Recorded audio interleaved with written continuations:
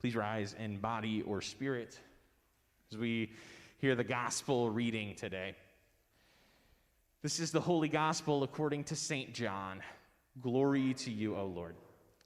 On the third day, there was a wedding in Cana of Galilee, and the mother of Jesus was there. Jesus and his disciples had also been invited to the wedding. When the wine gave out, the mother of Jesus said to him, "They have no wine." And Jesus said to her, "Woman, what concern is that to you and to me? My hour has not yet come." His mother said to the servants, "Do whatever he tells you." Now standing there were 6 stone water jars for the Jewish rites of purification, each holding 20 or 30 gallons. Jesus said to them, "Fill the jars with water," and they filled them up to the brim. He said to them, "Now draw some out and take it to the chief steward." So they took it.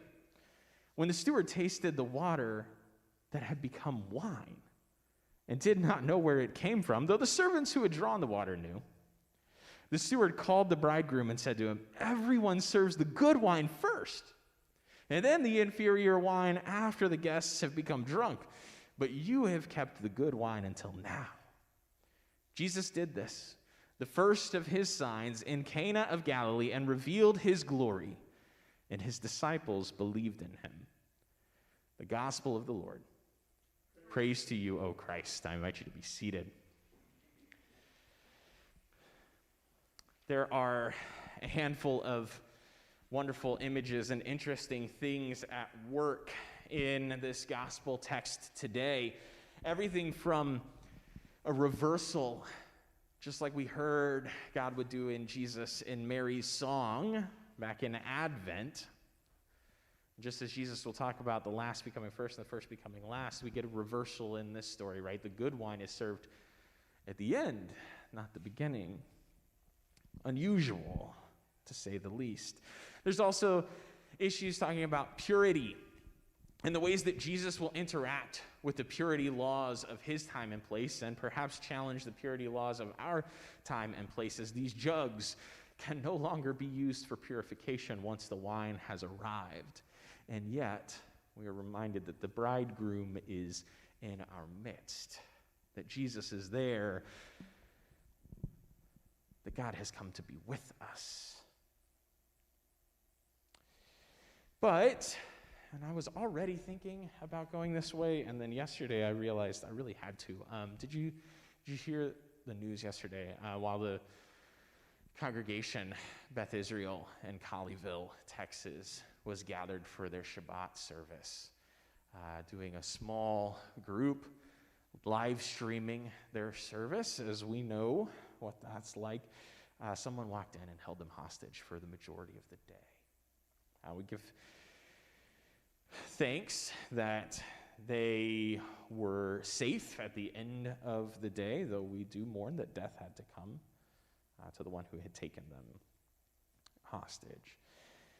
But there is so much, I think, misunderstanding and animosity to the Jewish people throughout time and place that I once heard a rabbi preach on this text from the Gospel of John, which is, it's not all that often that a rabbi preaches about the miracles of Jesus.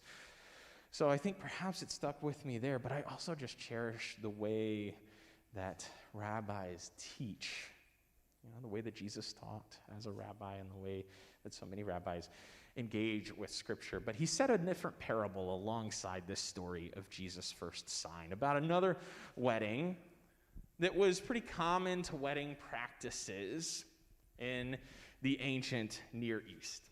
So, it wouldn't have been all that unlikely that at the wedding in Cana, that this practice was taking place. But it was a pretty common practice that if you were invited to the wedding, you took some wine with you.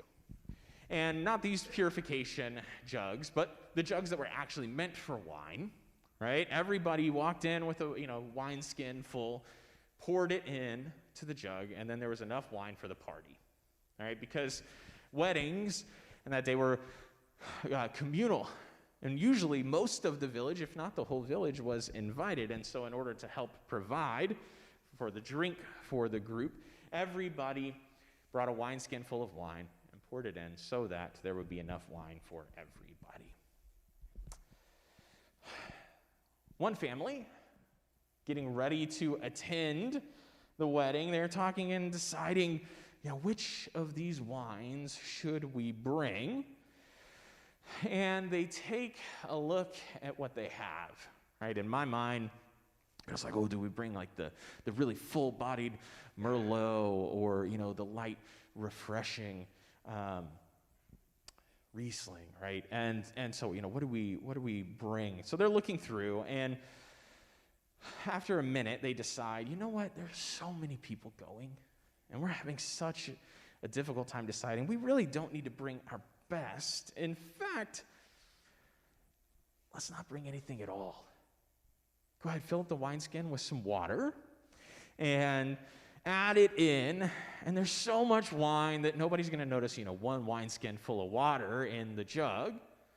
And we can enjoy, and everybody can participate, and it won't be a big deal, and it will kind of look like we contributed anyway. And then we don't have to worry about bringing anything. We can just show up and have a good time. Another family goes to fill their wineskin for the party, and they realize after a moment, we've been taking our best to every wedding in town, and there's been a lot lately, and we're running a little low.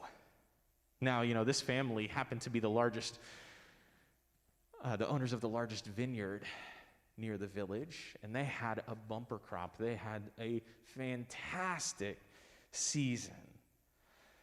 While their neighbors, most of whom watched sheep or took care of olives, did not have a good year. And so as they look at their really large stores of wine, they say, we've given so much. It's probably more than we can keep up with, but we've given enough of this abundant store, so let's just fill the wineskin with water. And no one really will know, and they really need to, they need to share what they have. And it's their turn to be giving their best right now. Not really paying much attention to the idea that they had a really great year while others had a really rough year. That they're in a season of abundance in the midst of scarcity. A third family doesn't like the groom or his family. They'd never admit it publicly, but they don't want to really attend the wedding. But then people would wonder what was going on, and they get into this big conflict, and they don't want to have to deal with that. So they decide, we're going to go to the wedding, but we kind of want to stick it to the groom and his family, so fill the wineskin with water. No one will really be any the wiser, but we'll know that we didn't give them anything. Another family has had a very tough year.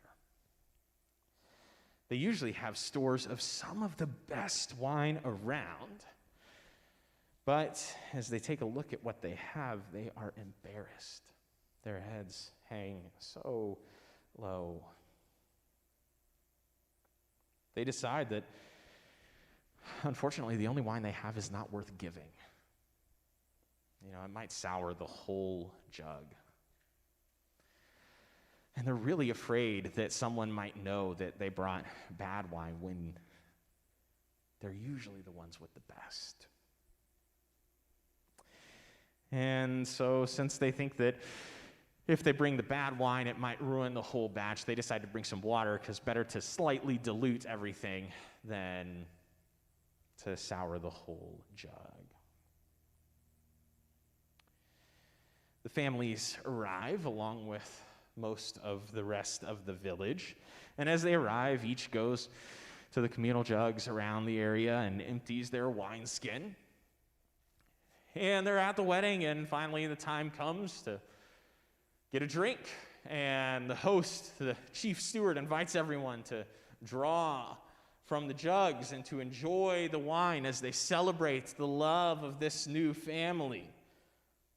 And they look forward with hope to what lies ahead for the village.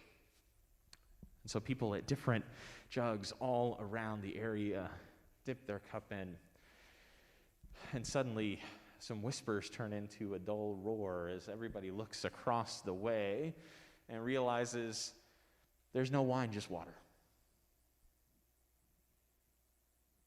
You see, for different reasons, the whole party made the choice not to give the fruits they had. Some felt they could get by enjoying without contributing. Others felt they had already done their fair share and neglected to realize their continued abundance. Still others acted from animosity, not realizing that it wouldn't just harm one, but would hurt all of their neighbors. And some felt like what they had was not worth giving.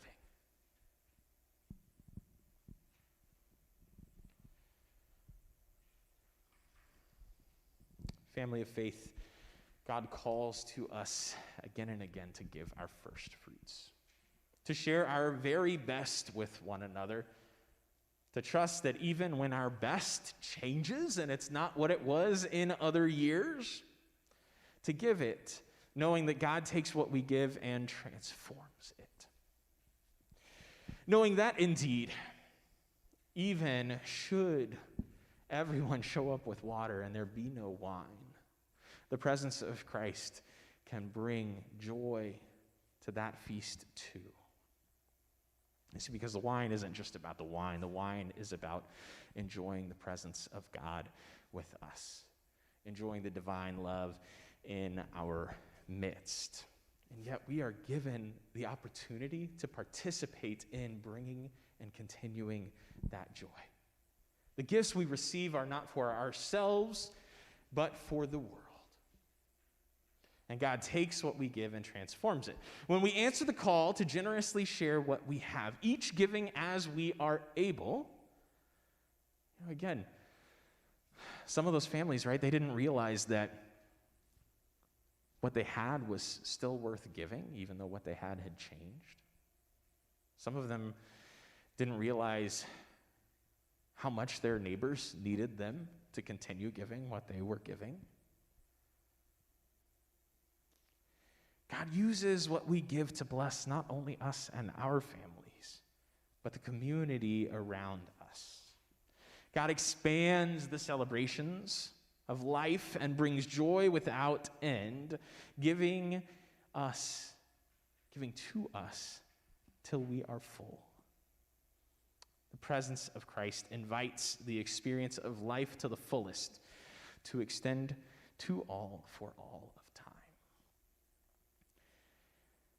Friends, I hope that you hear in this teaching some of what I heard, the invitation to join God in what God is doing in the world. The reality that we are in this together. When one of us hurts, we all hurt. When one of us rejoices, we all rejoice. The good news that God in Christ can take even what we feel like isn't worth giving, and can take us when we ourselves are empty and fill us to the brim. So bring your best wine and offer it to God for the good of your neighbor, and be astounded by the ways God will bless not only us, but the world around.